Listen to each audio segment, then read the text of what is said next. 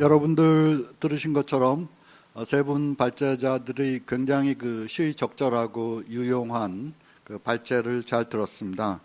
자, 그러면 앞으로 한 15분 정도 Q&A 시간을 가지도록 하겠습니다. 그래서 원래 오프라인이었으면 당연히 플로어에서 여러분들 질문 있으신 분들 손 드시고 그분들이 자유롭게 질문을 하셔야 되는데, 오늘 온라인 저희 토론회의 특성상 제가 발제하신 분들께 한 가지 정도씩 질문 드리고, 시간 좀 남으면 보충 질문을 하는 것으로 하겠습니다.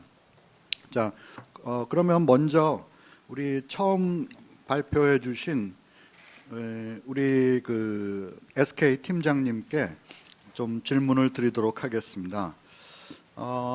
SK 팀장님께서는 지금 우리나라 기업들이 투자형 개발 사업을 어떻게 해야 될 것인가, 주로 SK 경험을 가지고 말씀을 해주셨는데, 제가 알고 있기에는 최근에 국제 건설 시장의 상황이 예전의 수주형 사업 위주에서 투자형 개발 사업 위주로 발주 패턴이 변화하고 있고, 심지어는 수주형 즉 도급형 사업보다는 투자 개발형 사업의 발주 비중이 더 높아지고 있는데, 그럼에도 불구하고 우리나라 기업들의 전체 해외 건설에서 투자 개발형 사업이 차지하는 비중은 제가 최근에 통계를 보니까 거의 3% 내외에 그치고 있습니다. 그 말은 97%의 해외 사업은 도급형, 아직도 수주형으로 이루어지고 있거든요. 근데 말씀드린 바와 같이 국제 건설 시장은, 해외 건설 시장은 빠르게 투자 개발형 사업 위주로 바뀌고 있어서 우리 건설업체들이 제대로 대처를 못하고 있는 것 같습니다. 그래서 제가 처음 드리는 질문은 우리나라 건설, 엔지니어링 기업 포함입니다. 이런 해외 투자 개발형 사업을 해야 되는데 도대체 어떤 점들이 어려워서 이렇게 해외 투자 개발형 사업이 활발하게 이루어지고 있지 않은지, 그 다음에 그 문제를 해결하려면 건설회사 차원, 그 다음에 은행들, FI 차원, 그 다음에 정부에서는 어떠한 지원을 해줘야 되는지 좀 간략하게 말씀해 주시면 감사하겠습니다. 네, 질문에 대한 답변 좀 드리겠습니다. 사실 개인적으로 국내를 비롯해서 해외까지 저도 한 10수년 정도 사업을 했지만 항상 새로움의 연속인 것 같습니다. 사실 앞서 말씀드린 것처럼 모든 그런 리스크라든지 제반 요인들을 검토하는 것은 결국에는 실무자입니다. 사실 사장님이라 하더라도 의사결정을 내릴 수 없는 부분이고요. 결국에는 탄탄한 실무자들, 그리고 저와 같은 이렇게 마케팅 전문을 하는 인원뿐 아니라 법무 담당 인원들, 그 다음에 프로젝트 파이낸스 담당 인원들까지도 힘을 모아서 진행이 되는 사업이기 때문에, 일단 가장 기본적으로는 이런 글로벌 인프라 사업을 할 수 있을 만한 역량을 갖춘 인재들, 언어는 기본이고, 그 다음에 개별 사업에 대한 깊은 이해를 할 수 있는 그런 인원들이 꾸준히 사업을 통해서 훈련이 되고 숙련이 되고, 그게 개인의 역량뿐 아니라 기업의 어떤 시스템화되고, 그게 또 국가의 인재 시스템이 되는 형식으로 계속 진행이 돼야 되는데, 사실 앞에서 말씀드렸지만 이런 프로젝트가 구체화되기 위해서는 상당한 시간이 걸리고요. 또 의미 있는 성과라고 판단할 수 있으려면 최소한 5년에서 10년 이상의 대기 기간이 필요한데, 사실 이제 기업의 사장님들이나 그런 분들께서 보시기엔 단기적으로 성과를 내기 힘들다고 보여지면 조금 검토하다가 이제 그만두거나 좀 보류하는 게 그런 경향이 많습니다. 그래서 경영 실적도 중요하지만 어떤 기업에서 큰 어떤 관점에서, 그리고 국가에서도 큰 관점에서 이런 전문력들을 키워야겠다는 어떤 그런 밑바탕이 일단 갖춰져야 될 것 같습니다. 이건 사실 시스템 제도로 갖추기에는 어려운 부분이지만 그만큼 긴 호흡을 갖고 접근을 하겠다는 부분이 먼저 민간 차원에서의 노력이 되어야 될 것 같고요. 그다음에 정부 차원에서 본다면 저희가 주로 저희 SK건설이 하는 사업들은 대부분 터키, 그다음에 카자흐스탄이었다가 이제는 영국 같은 이제 선진 시장으로도 지금 기회를 넓혀나가려고 하고 있는데 사실 그런 국가들이 선진국 같은 경우는 이런 PPP를 안 하던 국가들이 아닙니다. 사실은 자연스럽게 그 민영화라는 게 체화됐던 그런 국가들이었고 그러다 보니까는 이런 PPP 사업들을 개별 기업들도 사실 아무렇지도 않게 그냥 태어나면서부터 하던 사업들로 인식을 하기 때문에 자연스럽게 그런 시스템이 갖춰져 있는데 사실 한국 기업들은 그런 경우가 없었습니다. 뭐 도로공사라든지 뭐 수자원공사라든지 뭐 전력공사라든지 그런 공기업들이 모든 이제 공공인프라 시장을 그 주도하고 있다 보니까 민간 기업들이 이런 역량을 갖출 만한 기반이 이제 갖춰지지 않았고요. 그러다 보니까 선진국에 저희가 막상 지금 들어가서 이렇게 사업을 이런 업체들과 겨루겠다는 건 사실 좀 어려운 부분이 많습니다. 그래서 대안으로 그런 차이가 좀 미흡한 그런 개도국들을 타겟으로 삼는 경우가 많은데 사실 개도국들은 정치 경제 리스크가 상존하고 있습니다. 그런 부분들을 그 나라의 제도라든지 정부에서 그 좀 책임감을 갖고 받쳐줘야 되는데 그러려면 그게 일개 기업이 그 나라 정부를 상대로 그런 것들을 요구하기엔 한계가 있고요. 당연히 우리나라 정부가 이제 커진 국가 위상만큼이나 그 해외에 있는 각국 그 개도국에 대해서도 한국 기업들에 대한 그만한 정책적인 지원이 있어야지 않을까. 뭔가 사업 추진하다가 애로사항이 있다면 개별 기업도 풀겠지만 정부 각 부처에서도 그 각국의 해당 부처에다가 뭐 영향력이라고까지 뭐하겠지만 어떤 지원을 직접적으로 요청할 수 있을 만큼 그런 이제 시스템이 갖춰지지 않을까. 그러니까 국격에 걸맞는 그 정책적 지원이 장기적인 관점에서 이루어지지 않을까 하는 생각이고요.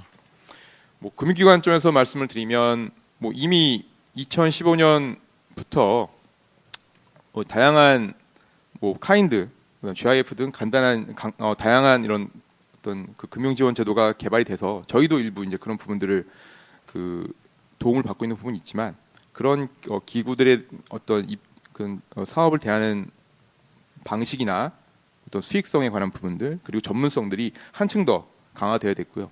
그게 뭐 일시적으로 그칠 부분이 아니라 계속적으로 이런 기관들이 성장을 해서 한국 기업들이 해외로 나가는 데 있어서 지속적인 지원을 담보할 수 있을 만큼 지속 성장이 돼야겠다라는 부분이 좀 필요할 것 같습니다.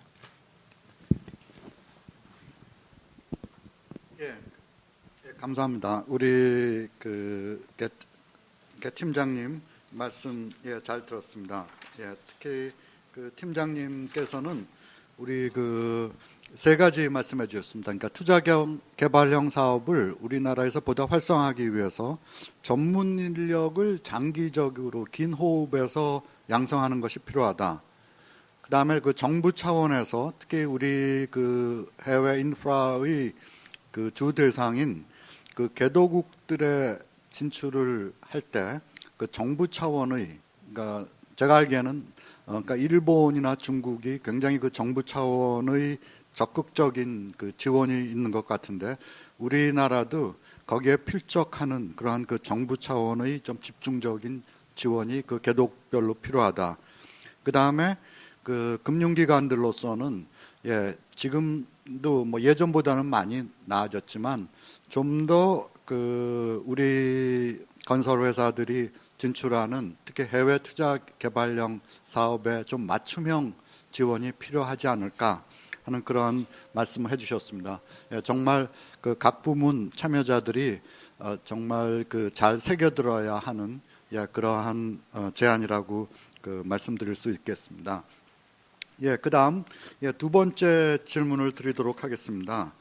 그 산업은행 그 김관석 그 단장님께 특히 그 베트남 쪽에서 특히 그 부동산 개발 사업에 초점을 맞추셔서 그러니까 산업은행과 우리 그 개발 및 건설 업체들이 어떻게 그 협력해서 개발을 할 것인가를 다양한 사례를 가지고 말씀을 해주셨는데 뭐니 해도 아마 지금 시중의 관심사는 이 코로나라는 진짜 전대미문의 사태가 벌어졌는데 이 이후에 특히 이제 베트남에만 초점을 맞추셔서 시장이 좀 어떻게 변화할 것이고 우리는 어떠한 대비책을 가져야 되는지 그리고 접근은 어떻게 달리 해야 되는지 좀 답변 좀 부탁드리겠습니다. 네, 뭐 지금 최근에 코로나 사태는 누구도 예측하지 못한 사태이기 때문에 사실 예측을 한다는 것 자체가 사실 좀 어려운 부분이 있습니다. 그리고 이게 뭐 어떤 예전에 서브프라임 사태처럼 미국의 그런 부동산 모기지론의 사태가 국내로 이렇게 경제 위기로 금융 위기로 전해 왔던 그 사례하고는 달리 이 바이러스 자체만으로 전 세계 경제에 이렇게 큰 영향을 준 사례가 없기 때문에 이게 경제적으로 아니면 금융적으로 어떻게 영향이 미칠지에 대한 부분은 말은 많이 있지만 사실 그게 어떻게 영향이 미칠지는 사실 정확하게 예측은 되진 않습니다. 그렇지만 이제 베트남을 한정해서 생각을 해보면 어쨌든 전반적으로 미국이라든지 유럽이라든지 지금 이제 일본이 다시 이제 본격적으로 코로나가 이제 늘어나고 있기 때문에 세계 경제가 어느 정도의 침체기를 겪지 않겠냐라는 생각은 일반적으로 다 생각을 하고 있는 부분인 것 같고요.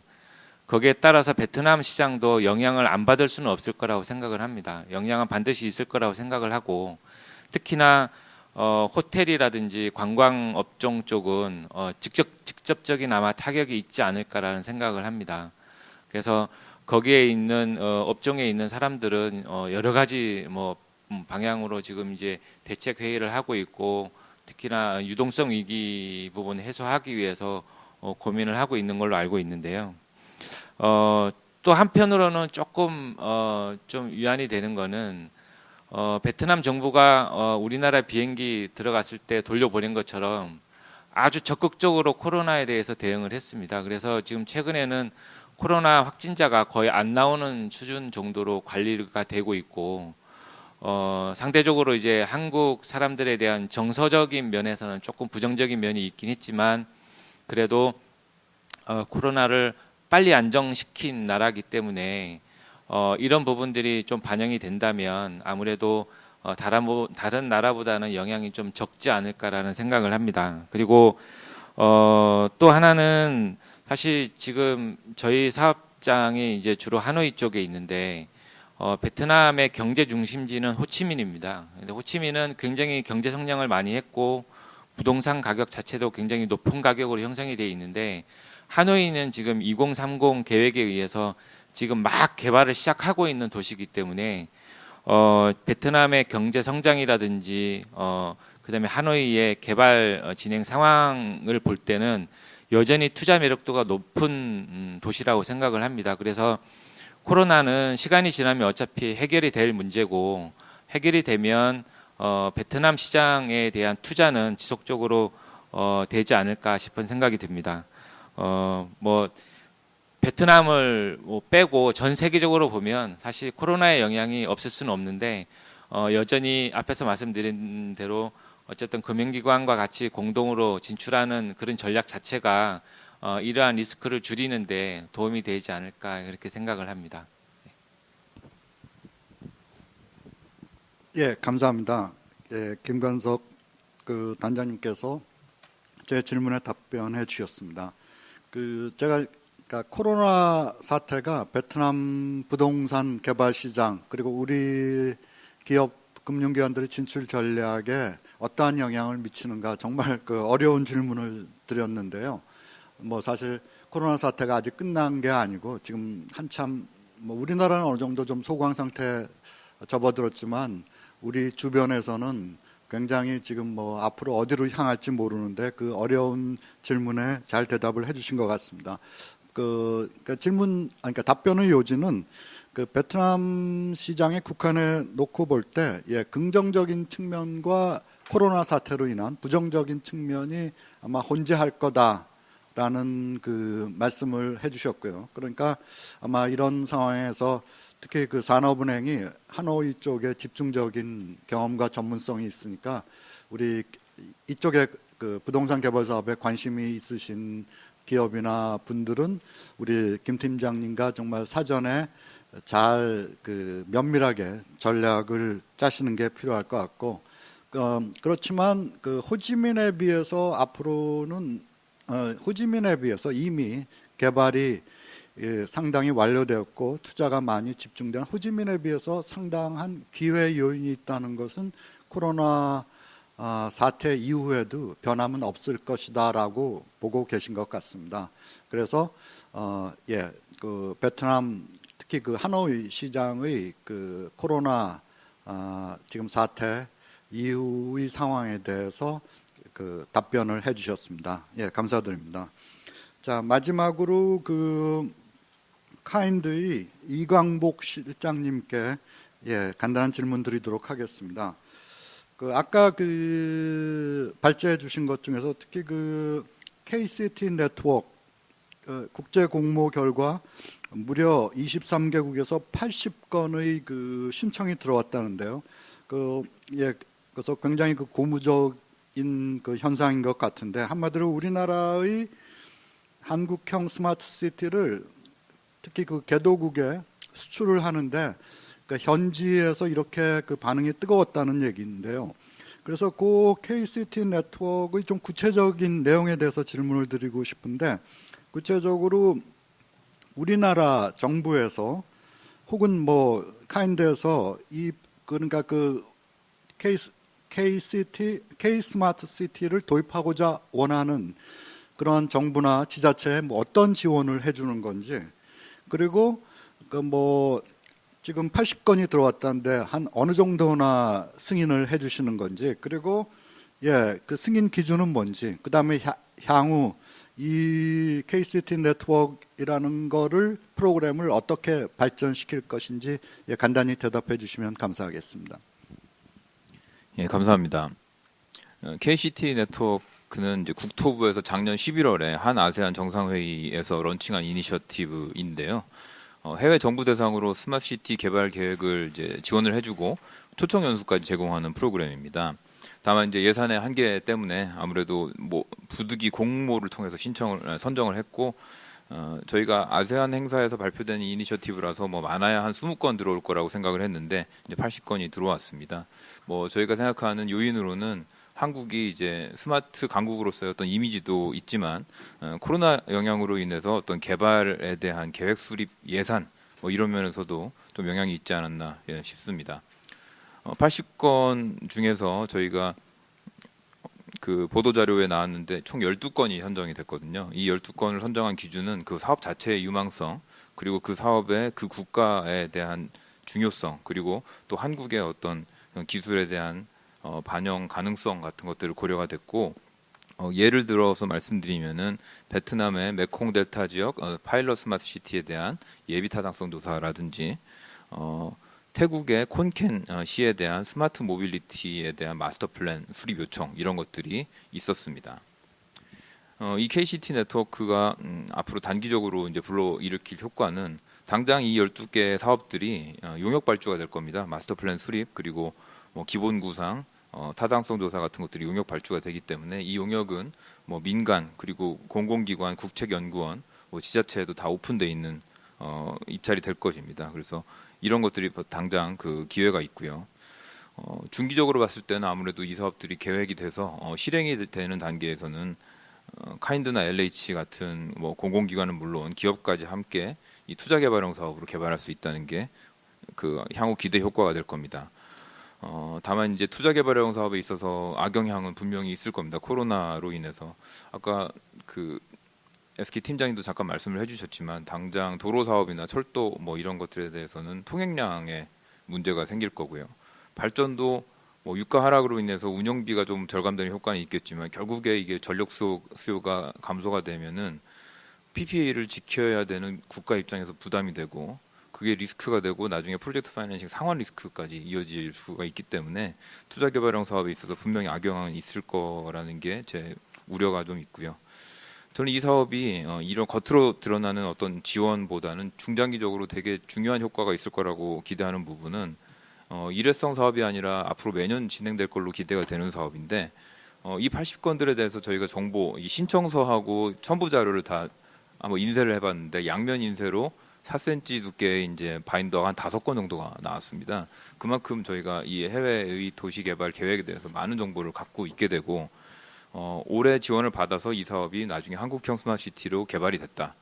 올해 지원을 못 받았는데 결국에 다른 나라로 가서 다른 나라 지원을 받아서 그 나라의 사업이 됐다라든지, 이번에 지원을 못 받아서 이 계획을 포기하고 뭐 기존 도시를 뭐 재개발하겠다라든지, 이런 것들이 앞으로 이 프로그램이 매년 진행이 되면서 다 히스토리가 누적이 되고 그 정보가 다 쌓일 것입니다. 그렇게 되면은 이게 앞으로 해외 도시 개발 진출에 있어서는 굉장히 중요한 어떤 정보의 집합체가 아닐까라는 것들을 저희가 기대를 하고 있기 때문에 그런 기대 효과를 고려해 볼 때 많은 기업에서 이 결과에 대해서 관심도 가져주셨으면 좋겠고 선정된 건이 아닌 선정 안 된 또 68건에 대해서도 국토부하고 저희가 협의를 할 예정입니다. 이거가 분명히 귀중한 정보긴 한데 과연 어떤 식으로 활용이 될 수 있을 것이냐, 이게 공개가 돼서 뭐 민간에게 개발하는 방향으로 좀 유도를 할 것인지 뭐 이런 것들에 대해서 저희가 국토부하고 긴밀한 협의를 하고 있기 때문에 이런 것들을 다 고려한다고 하면은 굉장히 도시 개발에서는 중요한 이정표가 될 거라고 생각을 합니다.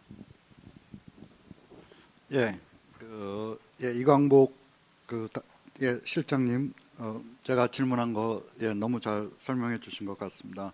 그래서 이런 프로그램이 뭐 전례가 없었고, 그 다음에 정부도 그만큼 이제 의욕을 가지고 하는 것 같고, 카인드도 신생기관으로서 의욕을 가지고 추진을 하는데, 이제 당연히 추진을 하되 그 스마트 시티와 관련해서 우리 건설업체, 금융기관, FI들이 뭐 이런 말씀드리면 좀 뭐하지만 또 어떻게 실질적인 좀 수혜를 입을 것인가에 대해서도 충분한 좀 고려를 가지고, 그러니까 한마디로 그러니까 이 프로그램 좋은 취지로 했다가 그러니까 한번 하고 난 뒤에는 나중에 관리가 안 돼서 용두섬이가 되는 좀 지금까지 많은 그런 우려 사례를 봐왔거든요. 그래서 그런 프로그램이 안 되도록 우리 실장님께서 잘 관리해 주셨으면 좋겠습니다. 자, 여러분 더 많은 그 의문이 있고 또 여러분 질문하실 것들이 있을 것 같은데 저희에게 주어진 시간이 이제 거의 다 된 것 같습니다. 그래서 오늘 그 들으신 대로 그 2020 더벨 건설 부동산 포럼에 세 분의 전문가를 모시고 발제를 듣고 토론을 했습니다.